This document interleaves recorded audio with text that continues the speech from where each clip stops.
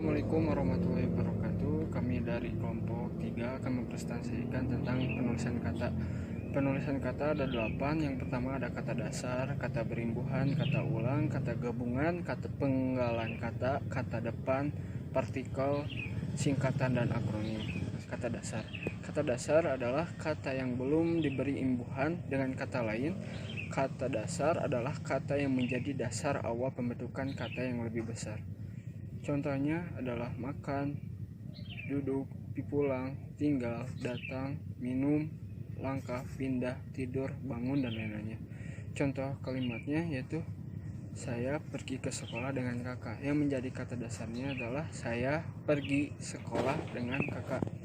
Yang kedua adalah harimau Sumatera sangat besar. Yang menjadi kata dasarnya adalah harimau Sumatera sangat besar. Selanjutnya adalah kata berimbuhan, adalah kata yang telah mengalami proses pengimbuhan atau afiksasi. Imbuhan atau afiksasi adalah morfem terikat yang digunakan dalam bentuk dasar untuk membentuk kata. Hasil dari proses pengimbuhan itu disebut dengan kata berimbuhan atau kata turunan. Contohnya seperti berjalan, berkelanjutan, bermain, kemauan, lukisan, dan lain-lainnya. Contoh kalimatnya, ibu kota baru Indonesia terletak di Kalimantan Timur. Yang menjadi kalimat berimbuhannya adalah terletak, yang asalnya dari kata letak. Kata ulang. Kata ulang adalah bentuk kata yang diperoleh melalui proses reduplikasi atau pengulangan, baik secara keseluruhan, sebagian, maupun perubahan.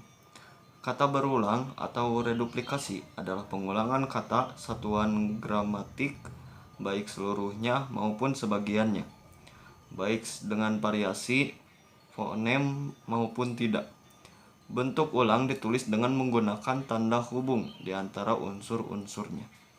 Contoh kata-kata senang-senang, tiba-tiba, dan lain-lain. Contoh kalimat, kami berjalan-jalan di tepi pantai. Yang kedua, tiba-tiba ibu datang untuk mengambil buku novel itu.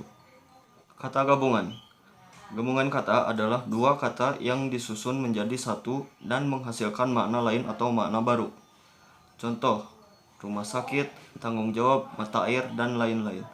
Contoh kalimatnya, mata air di pegunungan sangat jernih. Yang kedua, Wisma Atlet di Kemayoran dijadikan sebagai rumah sakit darurat COVID-19. Yang ketiga, kamu harus tanggung jawab atas kerugian ini. Pemanggalan kata yang dikenal juga dengan istilah hyphenation adalah kata horizontal kecil yang memisahkan dua atau lebih elemen dari sebuah kata yang terpecah atau tanda pemisah di akhir baris sebuah hasil cetak. Dengan adanya pemanggalan kata, maka kualitas dari sebuah cetak secara estetis. Contohnya yaitu sabar yaitu barnya, kami atau minya, pandai atau dainya, atau aprilnya itu realnya, dan lain-lain. Contoh kalimatnya itu kita harus sabar atas cobaan hidup ini. Yang kedua, dia sangat pandai membaca puisi. Yang ketiga itu bulan April merupakan bulan keempat. Dan selanjutnya yaitu kata depan.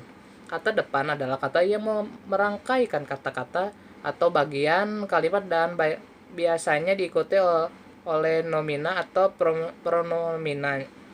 Kata depan seperti di, ke, dan dari ditulis terpisah dari kata yang mengikutinya. Contohnya itu di mana letak pesannya. Yang kedua, dia pergi ke sana untuk mencari kunci yang hilang.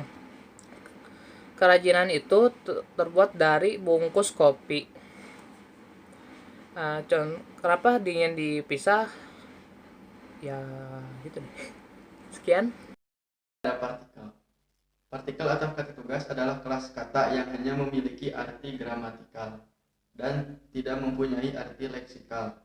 Partikel lah, kah, dan tah ditulis serangkai dengan kata yang mendahuluinya. Contoh kalimat, marilah kita belajar menghargai orang lain. Partikel pun ditulis terpisah dari kata yang mendahuluinya. Contohnya, dia pun pergi untuk mengambil laptop tersebut. Selanjutnya partikel per yang berarti demi, tiap, atau mulai, ditulis terpisah dari kata yang mengikutinya. Contoh kalimatnya, harga telur itu Rp27.000 per kilogram. Yang terakhir ada singkatan dan akronim.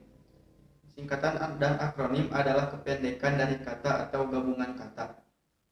Perbedaan antara singkatan dan akronim adalah bentuk singkatan dilafalkan huruf per huruf, sedangkan akronim dilafalkan sebagai suku kata.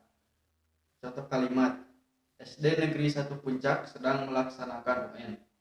Yang kedua, sedangkan ada lowongan pekerjaan di LIPI Cibodas. Yang ketiga, jembatan terpanjang di Indonesia adalah jembatan Suramadu. SD yaitu singkatan dari sekolah dasar, UN ujian nasional, dan LIPI yaitu Lembaga Ilmu Pengetahuan Indonesia. Suramadu yaitu Surabaya, Madura.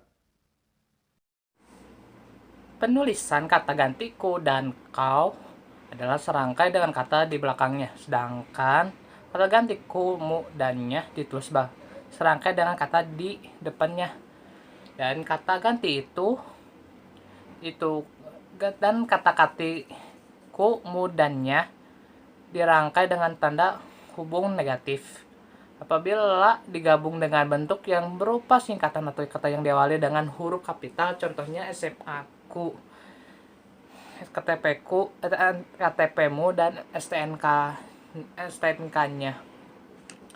Dari contoh itu ada contoh dari ganti kataku, yaitu semua barang di kamar ini ada milikku. Sudah kuputuskan untuk memindah semua barang pribadiku ke gudang.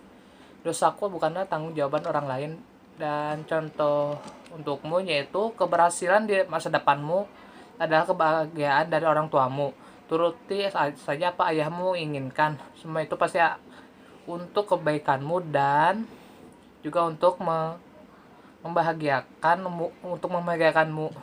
Perkataan ibumu sungguh menusuk di hati sanubariku.